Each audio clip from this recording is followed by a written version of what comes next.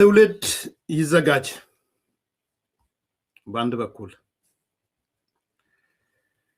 ጆሮና እጅ ቆራጭ አረመኔ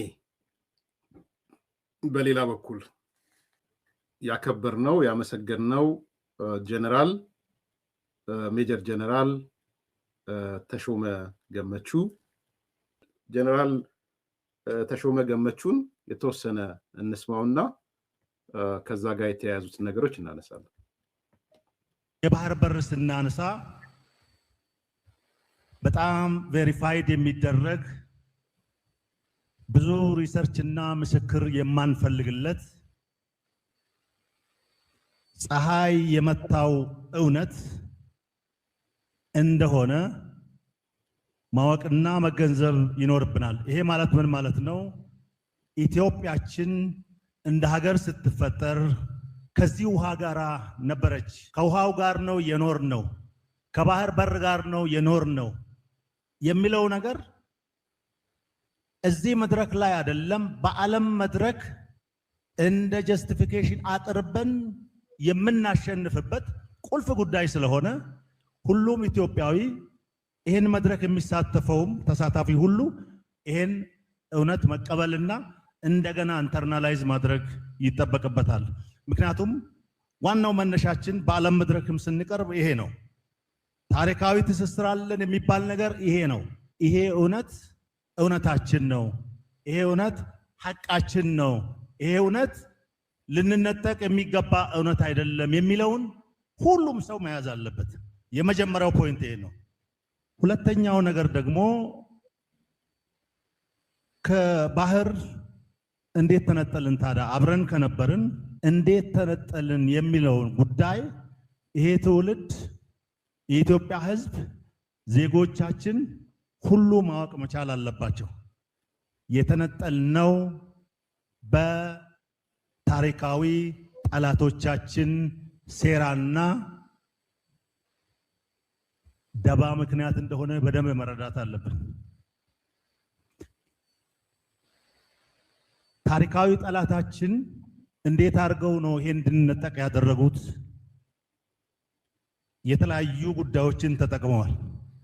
የመጀመሪያው ጉዳይ ያስተሳሰብ ችግር ያለባቸው ዘመን የተሻገሩ ዛሬም ያሉ ሆኖም ግን ይህ የብሔራዊ አጀንዳ የሆነውን ጉዳይ ይሄ የህልውና ጉዳያችን የሆነውን ጉዳይ ይሄ የእስትንፋሳችን ጉዳይ የሆነውን ጉዳይ ይሄ የወደፊት የኢትዮጵያን ጉዞ የሚወስነውን ትልቅ ጉዳይ አሳልፎ ሲሰጡ የሆድ አደርነት ጉዳይ እንደተጠበቀ ሆኖ የታሪካዊ ጠላቶቻችን ፈረስ ሆነው አግዟቸው እነሱ በሚሰጧቸው የተለያዩ አጀንዳዎች የተነጠቅነው በነሱ ምክንያት ነው። ከበስተጀርባው ያለው ትልቁ ተራራ ግን የኢትዮጵያ ታሪካዊ ጠላት ነው የሚለው መያዝ መቻል አለበት።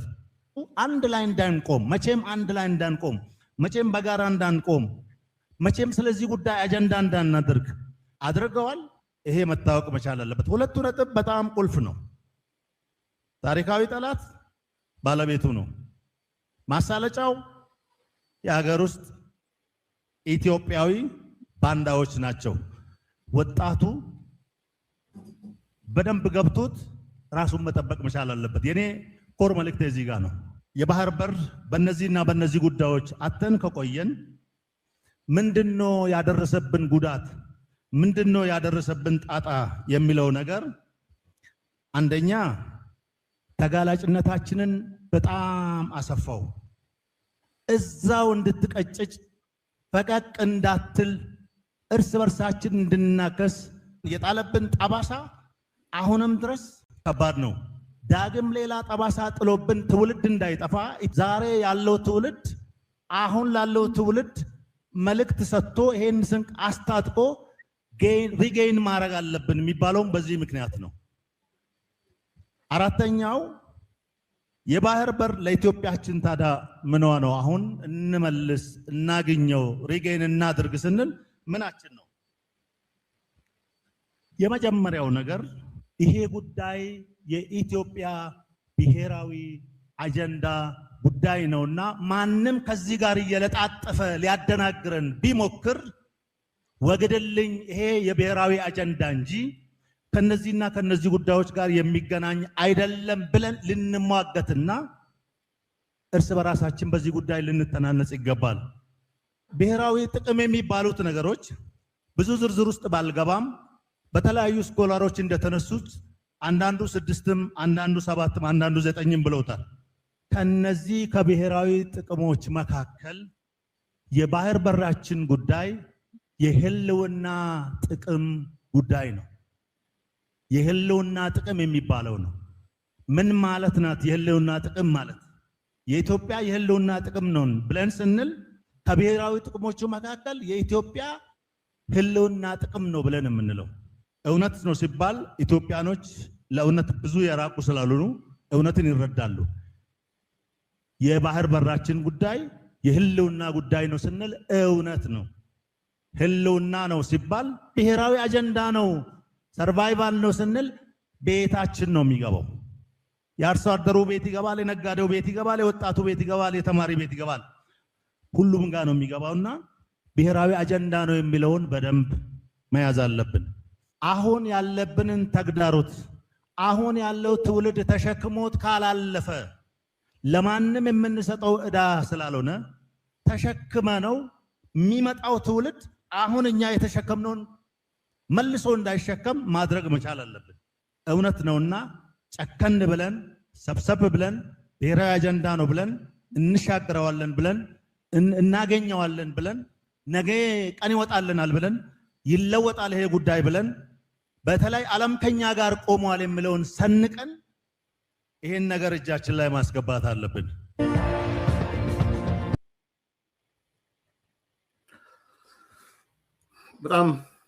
በጣም ልብ የሚያሞቅ ንግግር ነው። በመከላከያ ደረጃ እኚህ ጀነራል የውጭ ግንኙነትና ወታደራዊ ትብብር ኃላፊ ናቸው፣ የዛ መምሪያ።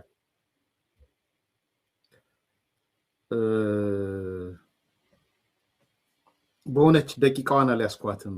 በዚህ ደቂቃ ውስጥ እንዴት መልእክት እንደተላለፈ ስታዩ በጣም ያኮራል። ከምሬ ነው። በጣም ነው ደስ ያለኝ። ይሳካም አይሳካም በነገራችን ላይ ጀነራሎቻችን እና ጀነራል ተሾመ ገመቹ በዚህ ሌቭል ስናያቸው፣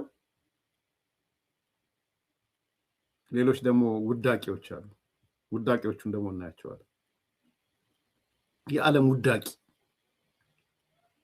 እንደነ ተፈራ አይነት ሰዎች ማለት ነው። የኢትዮጵያን አጥንት ሲግጡ የከረሙ ደግሞ መቅኒዋን ሲሰብረው ሲጠጡ የነበሩ ደግሞ አሉ። ትግራይ የተቀመጡ አሁንም አጥንቷን ሰብረን መቅኒዋን እንጠጣ የሚሉ ማለት ነው።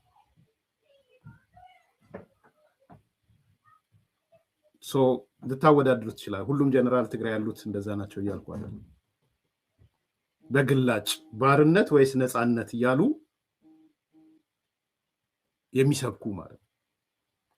እነ ክንፈ ዳኘው በቢሊዮን የሚቀጋ የኢትዮጵያን ብር ኢትዮጵያን ሲግጡ፣ ኢትዮጵያ ለነሱ እጹብ ድንቅ በቢሊዮን መርከብ ሲሰርቁ፣ በነገራችን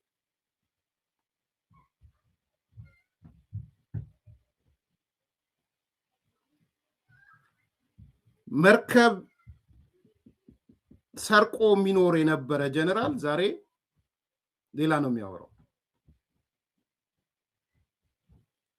እንደነ ተፈራ አይነት ደግሞ እርምጥምጥ ሲርመጠመጥ ታያላችሁ።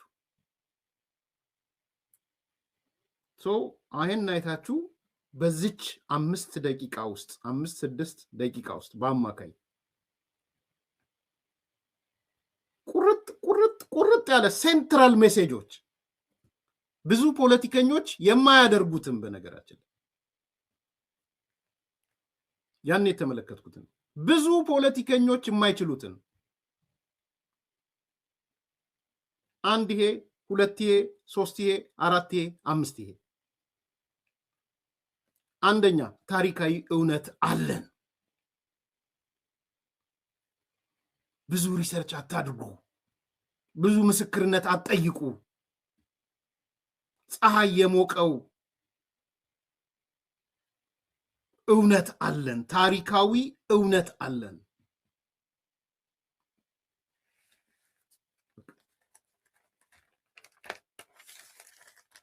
ስለ ታሪካዊ እውነት ማለት ነው። 2 ከባህር እንዴት እንደተነጠልን ግልጽ ነው። ለምን ተነጠልን ብላችሁ ብትጠይቁ ግልጽ ነው። የተነጠልነው በታሪካዊ ጠላቶቻችንና ለጠላቶቻችን ባንዳ በሆኑ አካላት ነው።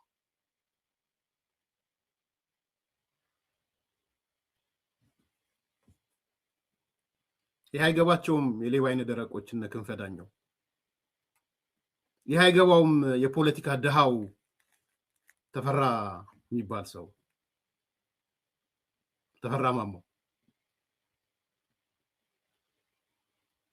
ኢትዮጵያ ከባህር በሯ የተናጠበችው በታሪካዊ ጠላቶቿ ሲደመር ለነሱ ፈረስ በሆኑ ማሳለጫ በሆኑ አውቀውም ሳያውቁም፣ አንዳንዶቹ አስኳል ላይ ያሉት አውቀው፣ ሌሎቹ ደግሞ ሳያውቁ፣ ብዙዎቹ ሳያውቁ። እውነት ለመናገር አሁን ቁጭት ውስጥ የምናያቸው ሰዎች አውቀው አይመስለኝም የዛ ነገር ተባባሪ የሆኑት። አስኳሉ ላይ በተለይ የህወሓት አስኳል ላይ የነበሩት ግን ትልቁ ስራቸው ኢትዮጵያን የባህር በር ማሳጣት ነበር።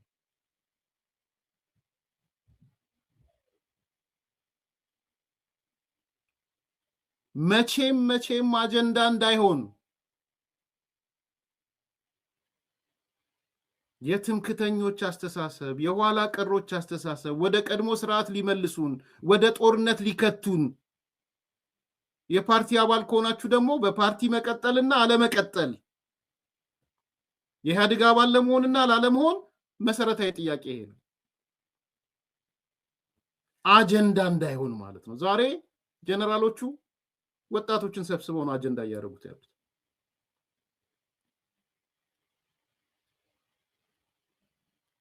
ወጣቶች ናቸው ያያችኋቸው፣ የአየር ኃይል ሰዎች፣ የባህር ኃይል ሰዎች፣ ወጣቶች፣ ምናልባት ተማሪዎች። ኮምቢኔሽኑን አላውቀውም ስብስቡን ምን እንደያዘ፣ ግን ወጣቶችን እናያለን።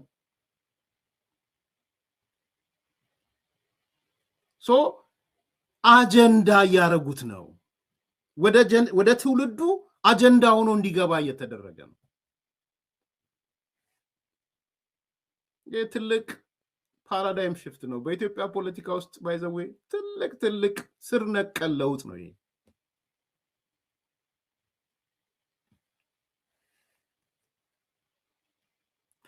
ሶስተኛ የደረሰብን ጉዳት ነው። አሁን በተለይ ግልጽ ወጥቷል እኮ ተጋላጭነታችን ግልጽ ነው የወጣው። ማን ነው የሚያስተባብለው ተጋላጭነታችን?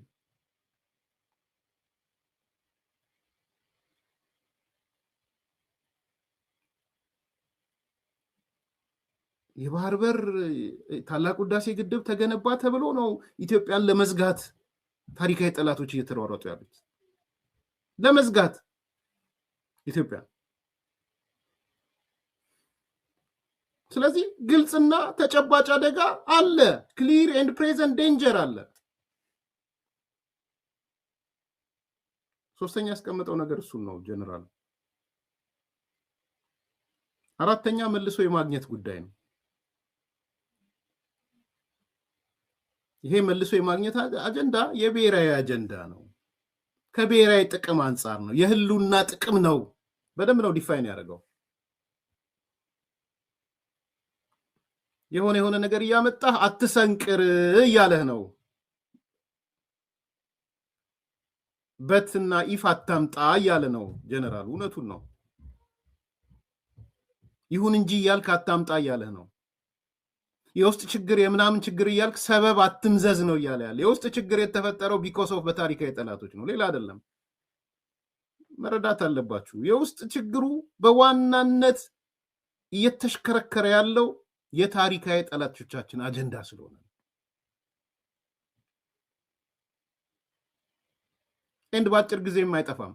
አሁን አንዳንዶች የውስጥ ችግሩን ቀድመን እንፍታው ምናምን፣ የውስጥ ችግሩ ታሪካዊ ጠላት እስካለ አይጠፋም። እነሱ ፈጥረውት እነሱ ወይ የውስጥ ታሪካዊ ጠላቶች መጥፋት አለባቸው። እነሱ ደግሞ ሊጠፉ አይችሉም። ትልልቅ ሀገሮች ናቸው። ከኛ በላይ አቅም ያላቸው ሀገሮች ናቸው። ከኛ በላይ ጉልበት አላቸው። ከኛ በላይ ኮንሰንሰስ አላቸው። ከኛ በላይ የህዝብ ግንኙነት አላቸው። ዲፕሎማሲ አላቸው። የቆየ ለአመታት የተዘረጋ የውስጥ ችግራችንን ቅድሚያ እንፍታና የባህር በር አጀንዳ ምናምን ይሏቸዋል። አትስሟቸው። ይሄን ባይዘው ሳቁባቸው እንደዚህ ሲሏቸው። የውስጥ ችግር አይፈታም እያልኩ አይደለም፣ መፈታት የለበትም እያልኩ አይደለም። የውስጥ ችግሩ መሰረታዊ ምክንያት ግን የውጭው ችግር ነው።